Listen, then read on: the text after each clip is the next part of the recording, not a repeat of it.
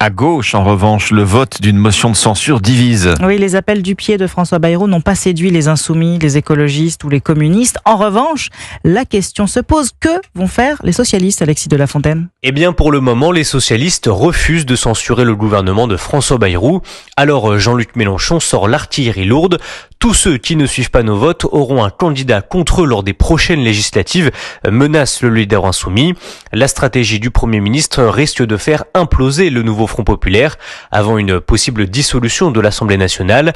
Mais le parti à la rose pourrait encore changer d'avis si François Bayrou refuse d'organiser un vote sur la question des retraites, comme l'explique Olivier Faure sur TF1. À ce stade, je vous dis que nous censurerons, sauf si nous avons une réponse claire. Et si nous avons la possibilité de dire que oui, le débat est un débat sincère, un débat qui permettra tout simplement à la démocratie de fonctionner. C'est simple, ça n'est pas compliqué à comprendre et je pense que tous les Français qui nous écoutent l'entendent parfaitement. En réalité, Olivier Faure est désavoué en interne par une partie de ses troupes. Selon les informations d'Europe 1, une cinquantaine de députés souhaitent censurer François Bayrou contre une quinzaine d'élus proches de François Hollande et Jérôme Guedj qui préfèrent s'abstenir. Alexis de la Fontaine du service politique d'Europe.